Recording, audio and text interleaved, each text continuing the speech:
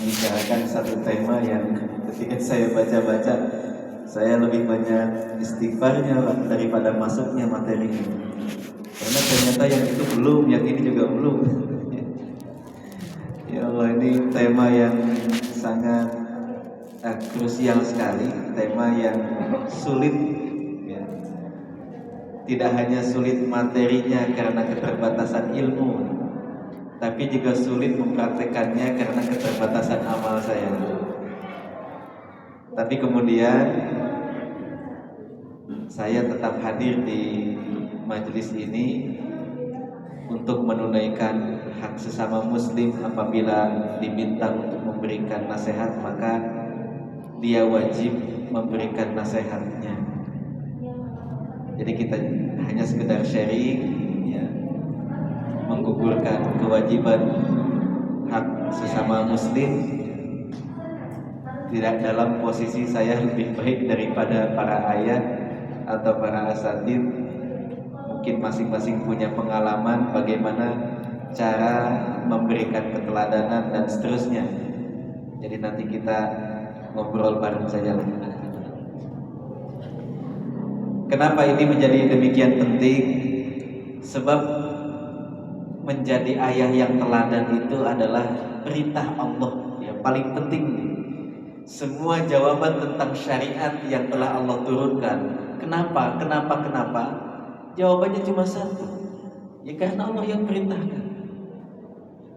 Kenapa puasa? Bukan biar sehat, bukan biar ini, bukan biar itu, ya karena Allah perintahkan puasa, kita puasa. Nah, ini konsensus ahlus sunnah dalam memahami hubungan sebab akibat, alasan dari perintah-perintah Allah Subhanahu wa Ta'ala. Beda dengan Mu'tazilah. Kalau Mu'tazilah itu, kenapa kita diperintahkan untuk jujur? Karena jujur itu menyelamatkan, karena jujur itu baik, jujur itu kita disukai orang, jujur itu nanti, dan seterusnya. Kalau Ahlus Sunnah enggak. Kenapa kita harus jujur? Karena jujur itu diperintahkan Allah. Kenapa tidak boleh bohong? Karena bohong dilarang oleh Allah. Suatu saat Allah bolehkan bohong, bohong saja. Kenapa tidak boleh membunuh? Kalau logikanya Mu'tazilah kan, karena membunuh itu merugikan, membunuh itu ini. Ahlus Sunnah enggak, simpel saja, karena membunuh dilarang oleh Allah. Kalau suatu saat Allah bolehkan membunuh, tidak apa-apa, bapak-bapak membunuh juga, gitu ya. Kan ada kisos, kemudian ada hukuman had, kemudian ada dalam kondisi perang dan lain sebagainya. Jadi membunuh itu buruk karena dilarang oleh Allah. Jadi kenapa keteladanan ini penting? Karena keteladanan diperintahkan oleh Allah Subhanahu wa Ta'ala. Ketika Allah Subhanahu wa Ta'ala memerintahkan kita agar selamat dari api neraka di dalam surah At-Tahrim ayat 6, yang pertama kali Allah tuju adalah para ayah. Ya ayyuhalladzina amanu qu anfusakum, wahai orang-orang yang beriman. Mayoritas mufassir mengatakan itu bapak-bapak, ya, kepala keluarga. Jagalah dari api neraka. Siapa yang dijaga? Kita dulu, ayah-ayahnya dulu, kepala keluarganya dulu. Jagalah diri kalian, baru nanti setelahnya wa ahlikum nar, dan anak-anak dan istri, anggota keluarga yang lain, semuanya diselamatkan dari api neraka. Tapi yang paling pertama kali harus selamat dari api neraka adalah kita. Ini keteladanan. Sebab itu kadang-kadang Allah Subhanahu wa Ta'ala menyindir, ya, orang-orang yang nol dalam teladan, banyak teorinya tapi prakteknya kosong. Apa istilahnya tuh? NATO gitu. No action, talk only. Bicaranya banyak tapi prakteknya enggak ada. Nyuruhnya ke anak-anak banyak, ya, jangan lupa nanti ke masjid, ya, sebelum iqomah udah harus ada di masjid, ya, begitu kan. Jangan lupa nanti kalau mau makan baca bismillah dulu, kalau habis makan baca hamdalah, ya. Perintahnya banyak, teorinya banyak, tapi prakteknya nol. Atamuruna an-nasa bil birri wa tansawna anfusakum. Apakah kalian ingin memberitakan kebaikan kepada yang lain, tapi kalian lupa yang paling pertama kali harus diperintahkan adalah kalian sendiri. Nih. Kemudian nanti disusul ya di surat As-Saff, ayatnya sangat fenomenal, sangat terkenal. Kabura maqtan indallahi an taqulu ma la taf'alun. Sungguh besar kebencian, kemurkaan di sisi Allah apabila kalian mengatakan apa-apa yang tidak kalian kerjakan. Ya, meskipun asalnya ya ayat ini berkenaan dengan orang munafik yang janji nanti kalau perang saya ikut dah. Ya udah jangan khawatir. Itu janjinya orang-orang munafik kepada Nabi SAW ketika ingin berperang saja, nanti kami yang akan membackup-nya, kami akan ikut, kami punya pasukan banyak. Ternyata setelah itu apa yang mereka janjikan tidak mereka kerjakan. Makanya Allah marah sekali. Kabura maqtan indallah. Sungguh besar kebencian di sisi Allah ketika kamu menjanjikan akan ikut membantu, giliran datang masanya tidak ada seorang pun yang datang. Ini biasa dalam kerja bakti itu Pak, ya. Dan insya Allah kita juga datang, ternyata nggak datang. Wah ini, ya ini pada asal usulnya kabura maqtan itu yang itu. Kemudian kata para ulama, maknanya digeneralisir untuk semua perkataan yang tidak diwujudkan dalam perbuatan. Dalam konteks memang dianya tidak mau, bukan tidak sanggup. Karena nanti ada teori-teori yang bukan kita tidak mau mengerjakannya, tapi kita belum sanggup mengerjakannya. Nah itu tidak masuk bagian dari kabura maqtan indallah. Saya khawatir nanti ya ketika disebutkan ayatnya banyak orang salah paham. Aduh kalau kita nyebutin ini lalu kita belum mengerjakannya, Allah benci dengan kita. Makanya para ulama kan memberikan garis yang sangat jelas. Kalau kita harus menunggu sempurna semua teori dalam Islam ini kemudian kita kerjakan baru kita dakwahkan, sampai kiamat Pak, gak akan ada yang dakwah. Apa dikira para asatid kibar ya, para ulama itu sudah mengerjakan semua yang mereka katakan ya. Tapi bukan berarti mereka tidak mau. Ada halangan-halangan tertentu, ada keterbatasan-keterbatasan di mana mereka tidak sanggup, belum mampu mengerjakannya. Yang disindir itu yang kemudian digaris bawah oleh Allah, mereka yang bicara tapi mereka tidak mau sama sekali mengerjakannya, tidak mau sama sekali. Nah jadi ini landasan pertama kenapa kita harus memberikan keteladanan di keluarga kita, kepada anak-anak kita, kepada istri kita ya. Dalam konteks ini anak-anak ya, karena judulnya Ayahku Teladan, karena diperintahkan oleh Allah. Bahkan kemudian dicontohkan oleh Rasulullah SAW. Raja Amman itu dulu ketika mau masuk Islam dengan Amr bin As, apa yang dikatakan sebagai apa ya istilahnya bujukan ya. Ada nggak raja seperti Nabi SAW yang ketika memerintahkan sesuatu maka dia adalah orang yang paling pertama mengerjakannya. Kalau melarang sesuatu, dia adalah orang yang paling pertama kali menjauhinya. Nah, ini keteladanan.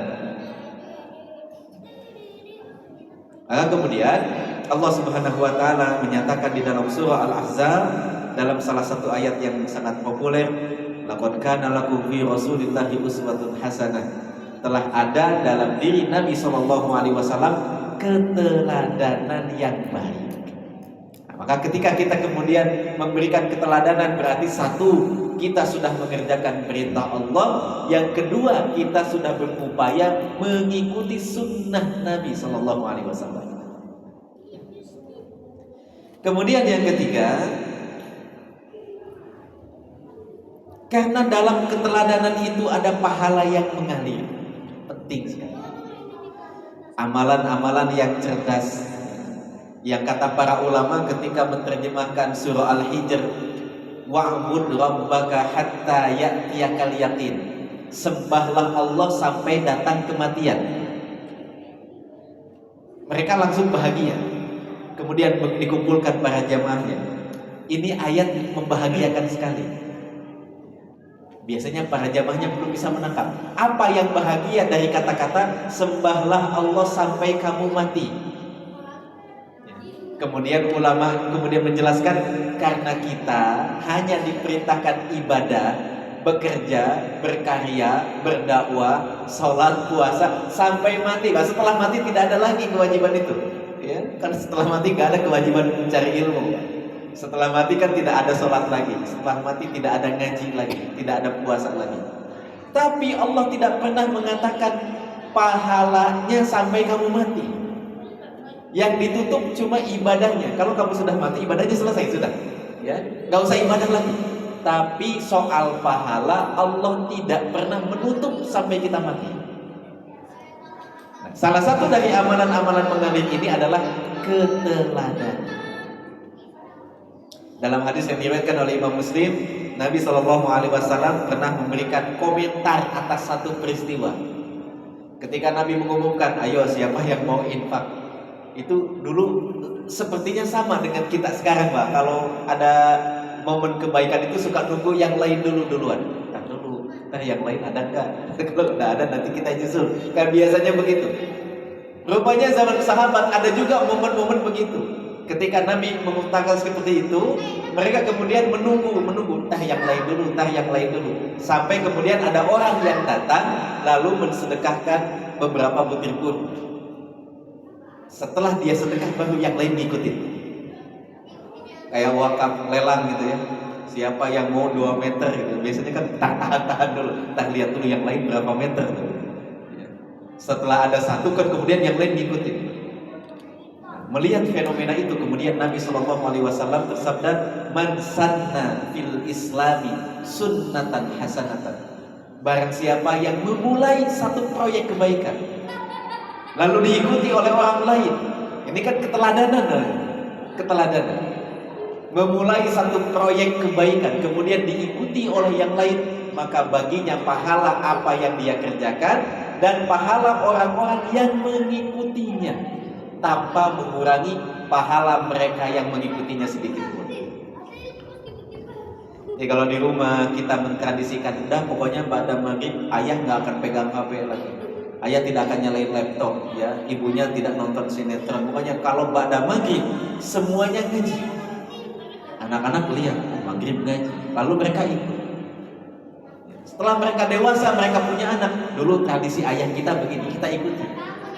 Mereka punya anak lagi, begitu terus ya. Sampai nanti beranak cucu, itulah yang kemudian dikerjakan. Maka bagi bapak-bapak ada pahala apa yang telah dikerjakan, pahala kebaikan anak yang kemudian mengikutinya, pahala cucu yang mengikuti anaknya, dan anaknya mengikuti bapaknya. Tidak akan pernah terputus. Ini ya, pentingnya keteladanan. Kemudian yang berikutnya, kenapa keteladanan? Karena para ayah sekalian, tidak ada satupun proyek pendidikan yang lebih penting daripada keteladanan. Nabi SAW itu diutus oleh Allah Subhanahu Wa Taala sebagai satu membawa kabar gembira. Siapapun yang sholat misalnya ya akan mendapatkan pahala begini. 2, memberikan ancaman, membawa kabar buruk tentang azab. Siapa yang tidak sholat akan diazab ini. Begitu. Tugas guru kan begitu, menyampaikan kebaikan, melarang keburukan. Tapi sebetulnya ada tugas lain yang lebih dahulu disebutkan oleh Allah Subhanahu Wa Taala. Dalam surah Al-Ahzab ayat 45, Allah menyebutkan, "Inna arsalnaka syahidan wa mubasysyiran wa nadhiran wa da'iyan ilallahi bi'idnihi wa sirajan munira." Sesungguhnya kami telah mengutusmu Muhammad satu syahidan, sebagai bukti apa yang kau katakan. Jadi makna syahidan itu kalau kita buka tafsir Al-Madinah Al-Munawwarah, salah satu makna syahidan adalah keteladanan atas apa yang kau sampaikan. Jadi kalau kau menyampaikan bahwa Allah itu memerintahkan untuk jujur, maka buktinya mana jujur? Buktinya saya jujur, Nabi. Kalau Allah melarang untuk curang, siapa yang tidak curang? Saya, Nabi. Begitu. Jadi Allah mengutus Nabi SAW membawa begitu banyak ajaran-ajaran Islam yang pertama kali harus dilakukan oleh Nabi dan oleh para guru yang lain, terutama oleh orang tua, adalah syahidan. Bagaimana kita jadi implementasi nyata dari nilai yang kita ajarkan. Baru nanti nomor 2-nya wa mubasyiron, kabar gembira. Nah, nanti kalau kamu rajin sholat jamaahnya, nanti ayah kasih hadiah ini. Kemudian wa nadhiron, ancaman. Nah, kalau kamu gak mau ke masjid, gak mau melaksanakan sholat, nanti ayah hukum ini. Itu nadhiron. Ya. Sebelum nadhiron ada basyiron. Yang pertama kali adalah rewardnya dulu yang disebutkan. Kalau kamu melakukan ini, nanti ayah kasih hadiah. Tapi sebelum dua itu syahidan. Bagaimana kita, guru, ayah, dai, ya, semua menjadi bukti nyata dari nilai-nilai yang kita ajarkan. Itu tugas pertama Nabi SAW. Maka kemudian beliau mengatakan, jangan khawatir dengan semua yang perintahkan, fa inni awwalu man akhidu bihi. Kalau saya jual sesuatu, kalian jangan khawatir karena saya yang pertama kali mengerjakannya. Kalau saya melarang sesuatu, kalian juga jangan khawatir karena saya yang pertama kali akan meninggalkannya. Nah, ini adalah tugas utama dari para pendidik, baik itu guru, dai, ustaz, ya, kiai, termasuk para ayah, ya, yang berperan untuk mendidik anak-anaknya di rumah. Tidak ada Pak yang lebih baik daripada keteladanan dalam pendidikan. Dulu Nabi SAW pernah kesal karena rupanya para sahabat terlanjur kecewa. Setelah dijanjikan melalui mimpi nanti kita akan umroh, ternyata umrohnya enggak jadi, diganti dengan perjanjian Hudaybiyah.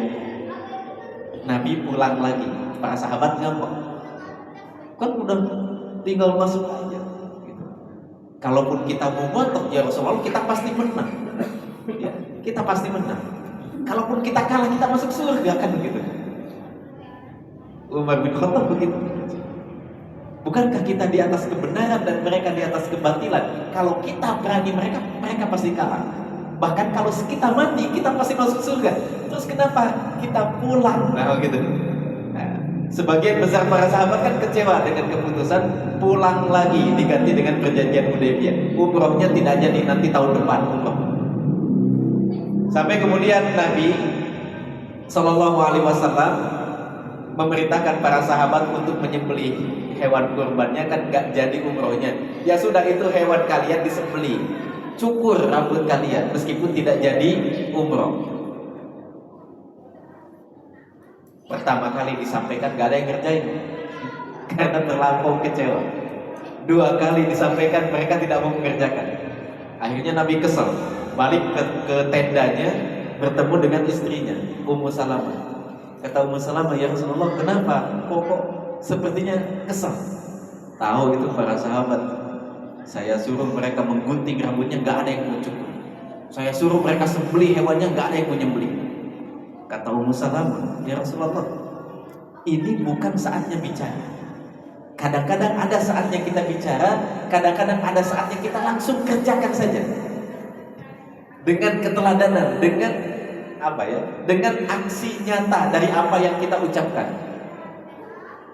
Oh gitu. Kemudian Nabi SAW keluar dari tendanya, lalu manggil tukang cukur, tolong cukur rambut saya.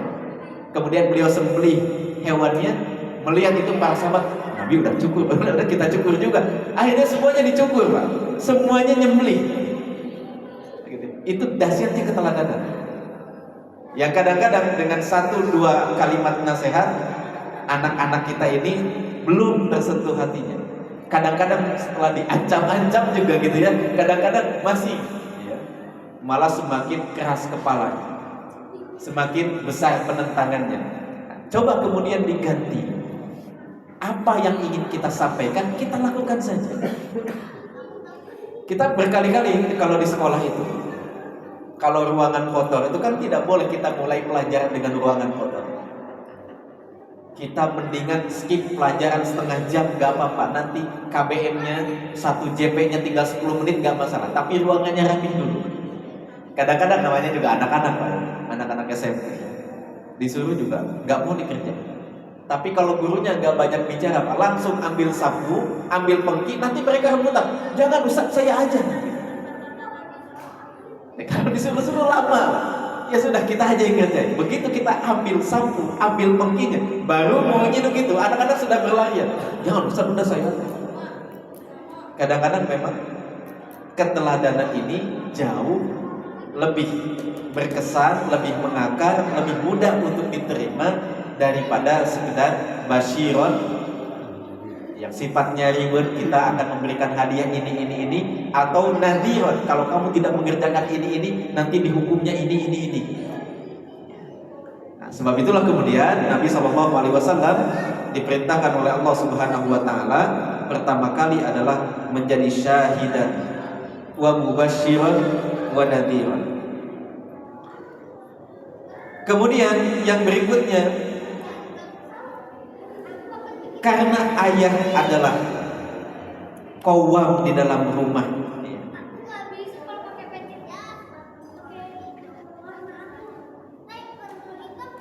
Karena ayah ini, saya ya, termasuk juga bapak-bapak dan para asatidz,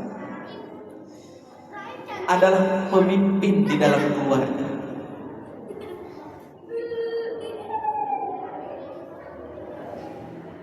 Yang kemudian diperintahkan oleh Allah Subhanahu Wa Taala untuk memberikan semua perhatiannya, mencurahkan semua kemampuannya, membina penghuni rumahnya agar selamat dari azab Allah Subhanahu Wa Taala. Maka yang pertama kali diperintahkan adalah ayah. Lalu dikuatkan dengan statement Nabi SAW, semua pengaruh yang ada di dalam pendidikan, baik itu teman-temannya, pengaruh gurunya, pengaruh lingkungan masyarakat, pengaruh TV, pengaruh ini, itu tidak akan sebanding, Pak, dengan pengaruhnya bapak-bapak, dengan pengaruh istri kita. Ya. Makanya Nabi SAW langsung dengan tegas, semua anak itu dilahirkan dalam kondisi fitrah. Siapa yang akan menjadikan dia majusi? Bukan TV, bukan teman-teman mainnya, bukan sekolah tempat dia belajar. Yang pertama kali paling kuat pengaruhnya menjadikan anak majusi atau Nasrani atau menjadi Yahudi adalah bapak ibunya. Bapak ibu. Di antara bapak ibu ini siapa yang paling berpengaruh? Bapak. Ini kalau bedahnya secara linguistik ya, orang tua itu dalam bahasa Arab ada dua istilah. Satu ada abawani ayah ibu. Dua ada walidani, ayah ibu juga sama.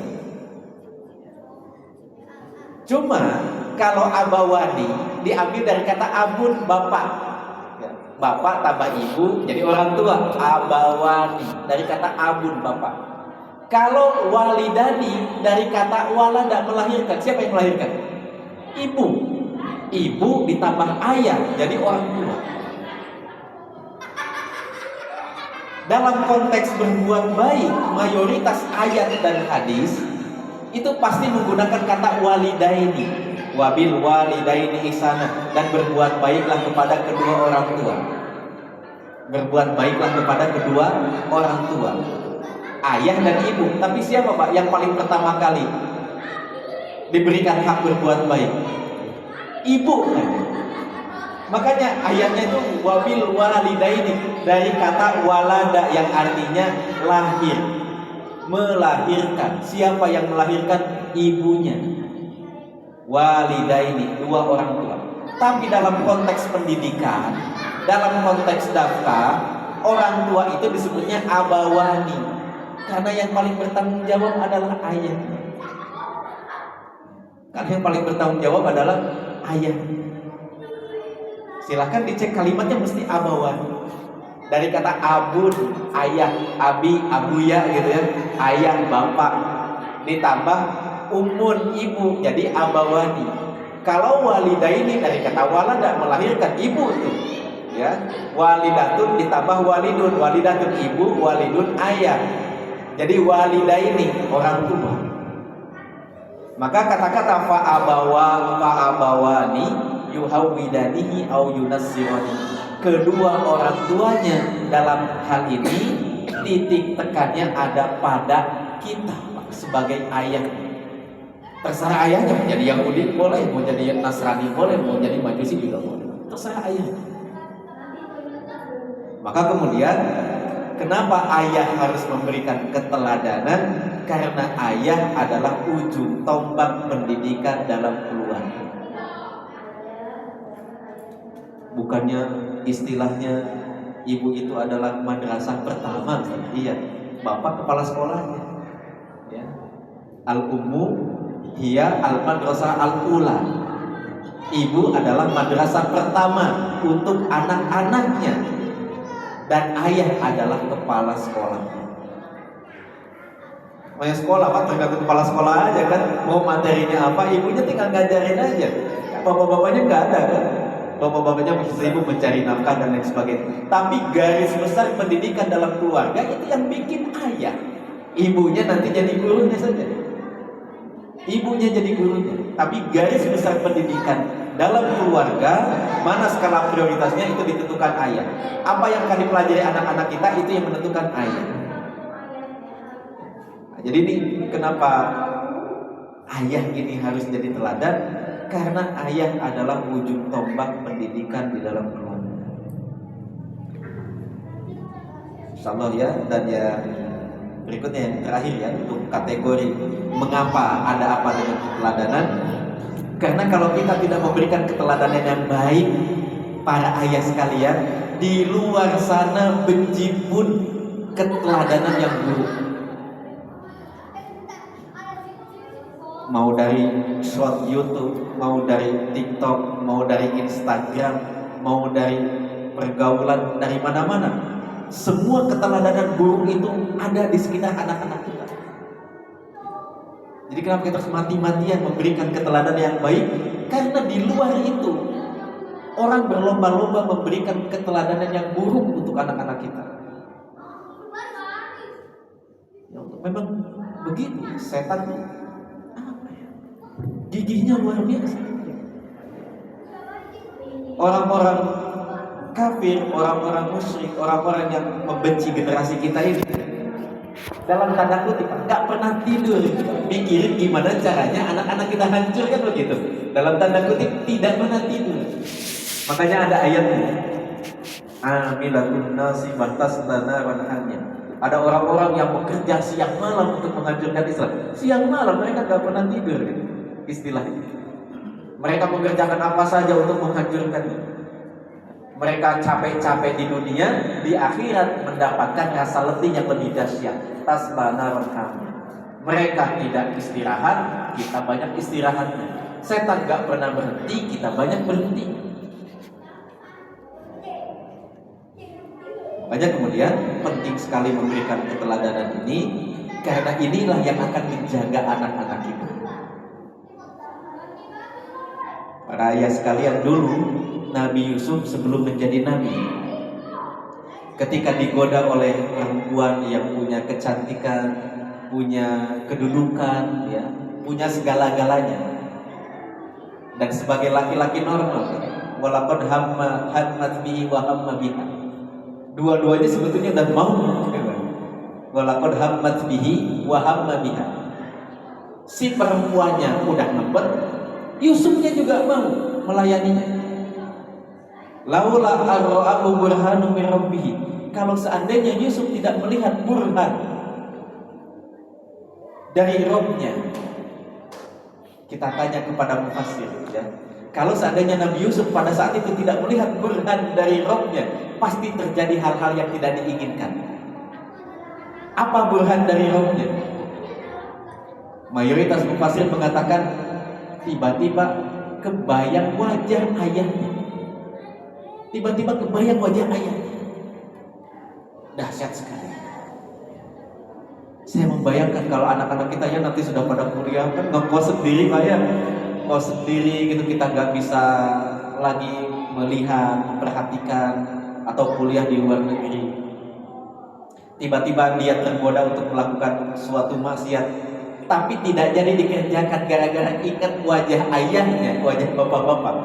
Itu hebat sekali. Masalahnya dari mana wajah ini tiba-tiba muncul? Kata para ulama, karena keteladanan yang diperlihatkan Nabi Yakub kepada Yusuf. Selama Nabi Yusuf ada di sisi Nabi Yakub ya, sampai usia berapa tahun, Nabi Yusuf melihat ayahnya, kedekatannya dengan Allah, ibadahnya yang luar biasa, dan seterusnya. Sampai Nabi Yusuf itu betul-betul mengidolakan Nabi Yakub. Betul-betul mengidolakan Nabi Yakub. Maka ketika masa ujian itu datang bersama seorang perempuan yang punya segala-galanya, tidak ada yang menghalanginya Pak untuk berbuat yang tidak-tidak. Enggak jadi hanya karena tiba-tiba terlintas bayangan wajah ayahnya.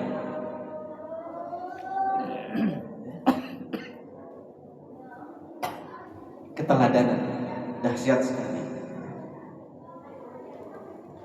Atau Nabiullah Ismail ya, dengan Nabi Ibrahim. Masya Allah ya.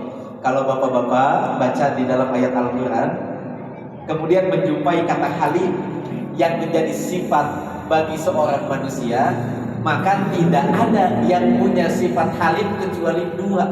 Satu Nabi Ibrahim, dua Nabi Ismail. Kok bisa kompak begitu? Kok bisa kompak begitu?